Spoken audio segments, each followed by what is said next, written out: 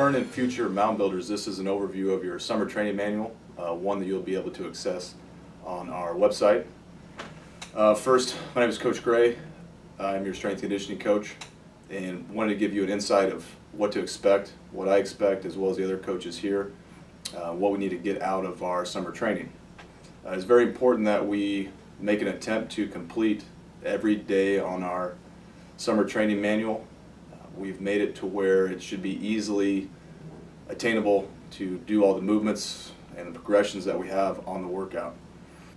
First thing you're going to need to do is reference our calendar. That's going to take you through the daily events, so to speak, of what needs to be accomplished.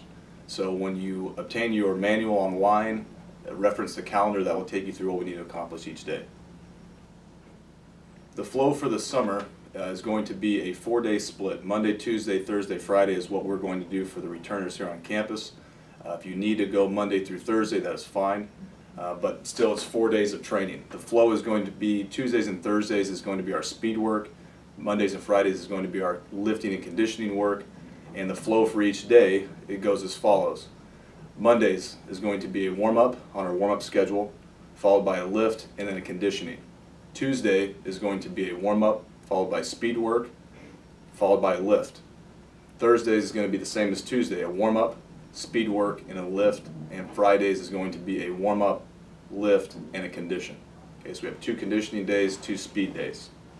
Transitioning to the weight room, we're going to carry that same emphasis. Our Mondays and Fridays will be our heavier weight room work. Our Tuesdays and Thursdays will be our lighter speed work, so to speak.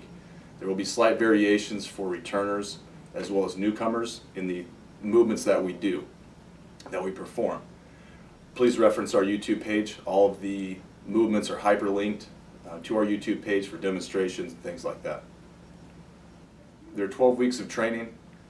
July 4th week is off. I suggest that you take that off for recovery due to the latter part of our summer being more intense in terms of conditioning. For weeks 1 through 4, the program is slightly different for newcomers versus returners. Newcomers, it's going to be more of a general type template. Okay, I haven't seen you move yet, I haven't seen you lift weights yet, I don't know exactly where we are with our technique. But the repetitions will be higher, so to speak, to more of accumulating general work, is what we like to call it. For the returners, this is going to be a triphasic type of training, and I will discuss that once we get on campus again. Returners, you will notice that the weights for the first 4 weeks are going to be relatively light. Okay, if you notice in the margin on your sheets, it's going to say a certain tempo for the movements. Okay, for the first 2 weeks on our squat and our bench press, we're going to control it down on the eccentric portion on the way down for 5 seconds. Okay, so you're going to lower the weight, 1,001, 1,002, 1,003, 1,004, 1,005, and then you're going to press the weight up. We're going to do that for 2 weeks. Weeks 3 and 4, we're going to do an isometric hold. So you're going to lower the bar to your chest or on the bottom of a squat, whichever is dictated there, and you're going to pause that for 5 seconds. Okay, you may use assistance out of the bottom of the movement, but I still want you to press the bar up as fast as you can. This will be the only part in the summer that we do this. Weeks 5 through 12 will be reactive, normal squatting, normal bench pressing, etc. Weeks 5 through 8 is traditional training. Okay, execute the reps and weight that are on your sheet. Those should be pretty straightforward for both newcomers and returners. The only change would be weeks 9 through 12. Okay, on the latter 2 weeks, I have implemented what's called cluster sets. Okay, it allows us to handle heavy weight in a repetition manner. And again, in the margin of the workout, I've put how to execute these. We are to perform 1 rep every 20 to 30 seconds. So in a squat, it would look like, for instance, you would do a repetition, you would then rack the weight, you would rest 20 to 30 seconds.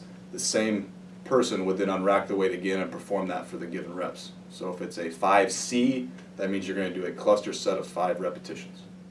For our conditioning, it is important that we execute all the conditioning. This is what we're going to have in order to get us ready for the season, for camp, for all the things that we need to do to run up and down the field and be competitive, to be in good shape.